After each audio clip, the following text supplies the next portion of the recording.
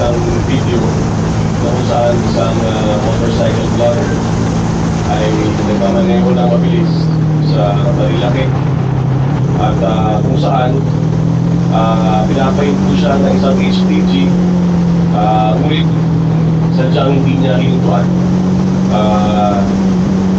Ang ginawa pa niya, i-host pa niya yung video na to at pinagmalaki pa niya ang kinakasan niya yung HTG. Sinabi, nakikinig siya ng Taylor Swift kaya hindi niya napansin. Nung sinilip natin yung ilang video pa niya, nakita rin natin ang sa pang video niya kung saan siya ay nagmamaneho rin na mabilis, na walang side mirror, na mukhang maingay yung tambutso, at kung saan hindi rin niya hinintuan ang ating kapulisan. Pumarking siya sa isang convenience store at pinuwaring kakain para hindi siya siya po ay nasa karan natin ngayon. Siya si tinatawag na Sir T. Ian James Poole. Meron po yata siyang gusto sabihin sa inyo na. So, ang masasabi mo po sa lahat, sorry po. And sorry po sa mga tao, lalo na po sa mga officers na open nakakamin po. I'm so sorry po. Sorry po sa mga motorists na nagkakaroon sa mga sorry po sa mga bubuhan ulit or nakakapo po hindi po, sorry ako wala na po wala ng pero wala na kasi what I know is I'm sorry po and I'm sorry for this and kaya marami pong na-open kaya hindi po so sa inyo lahat sa mga na-open ko po and yun, sorry and for the never want na eventually ng tao so yun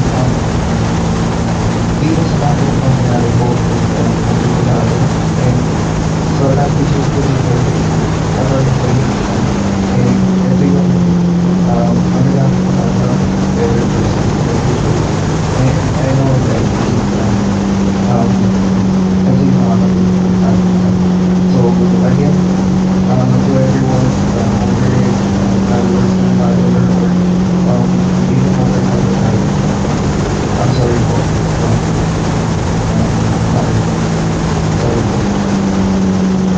Hindi mo kami natutuwa dito dahil ito ay labag sa batas sa kanyang ginawa.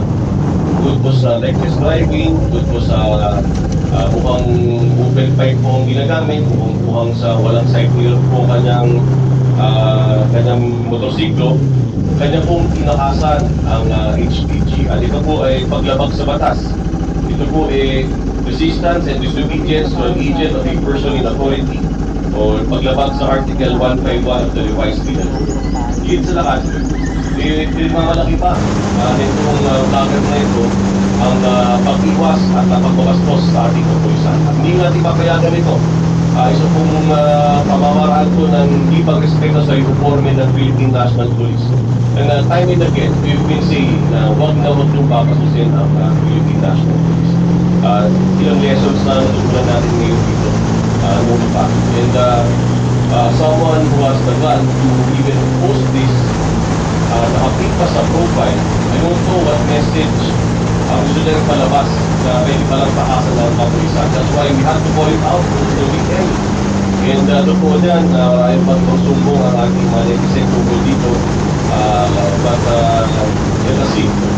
And we are very happy with the Land Transportation Office, the LTO Chief Mark Sanilao. Thank you for your very quick action in issuing the show cause order against Sir T. Sana mabilis na yung proseso natin para lalo nang makita natin kung ipaglabag itong taong ito. At siguro naman, klaro-klaro naman na paglabag niya sa batas trapiko at sa revised penal code na kung saan pagpapastos po ng ating kapulisan. Colonel Santos, sir. Comments? Yes, sir. I just want to remind all riders, especially Ian, that road safety is a collective duty. As a rider, you must actively practice defensive riding, wear your safety gear, and strictly obey all traffic rules.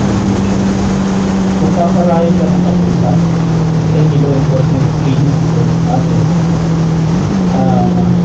be not enough to stop and tanay mo on yung violation and submit yourself to that particular law enforcement. Yung pagsusuot ng headset ng utility card, kasi hindi mo maririnig yung pagsusin na mga sasakyan na dahil mo. So again, please observe the working policy na maging responsible driver. Ano ba motibo mo sa pag-post ng ganyang mga video?